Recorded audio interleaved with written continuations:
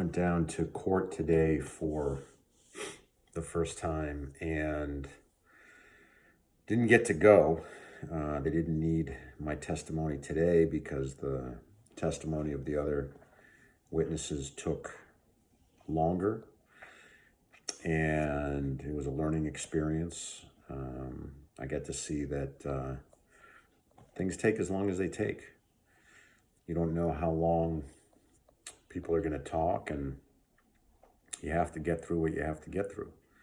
There's questions that you need to address, and then things might come up during the course of the conversation. So, spent a number of hours there, and I'll be going back tomorrow because I didn't go today.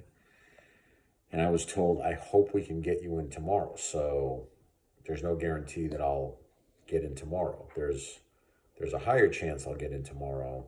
I think I'm the next witness who's supposed to talk after the current witness is done. So, but tomorrow there's no court in the morning. So half of the time that they have to have court is available.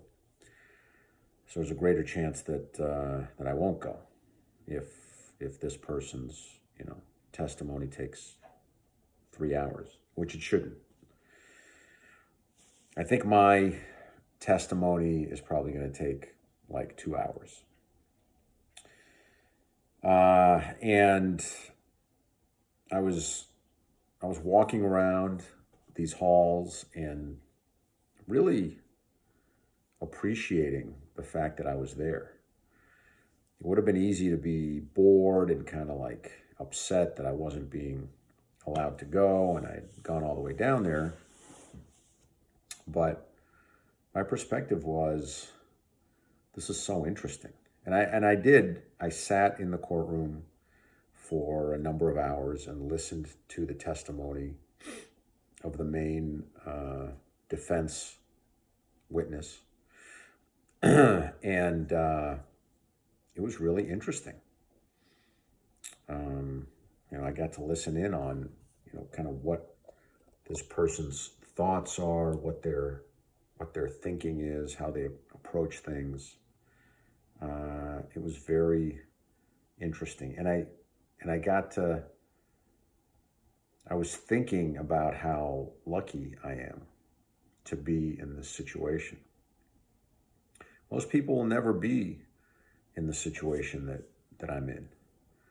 And I'm there with these like interesting attorneys on this interesting case, like just getting to see the insides of kind of, the machine, and also something that's very personal to people.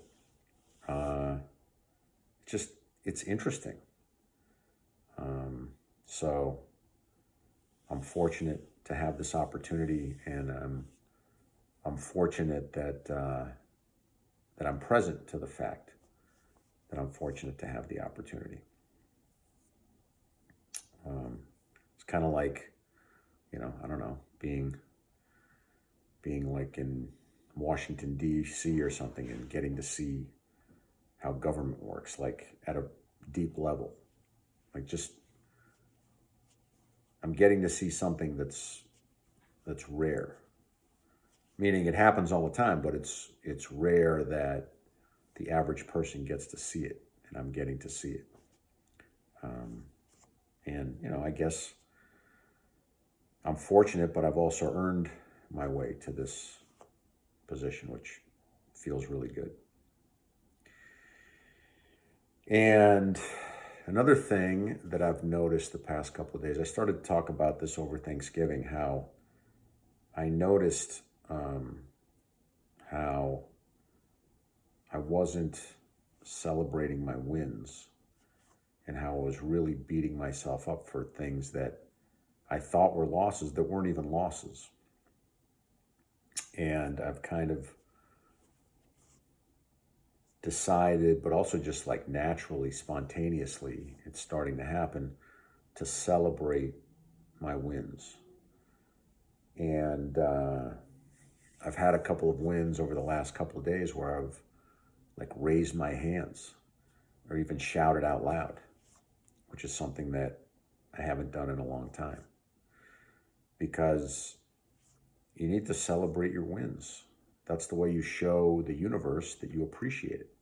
If you don't celebrate your wins, then why is the universe going to send you more wins? You don't need them. So you have to show the universe that you are happy when you win. So I've determined to celebrate as much as possible. And it ties in with gratitude. It ties in with being thankful for everything that happens, no matter what it is. So, interesting things.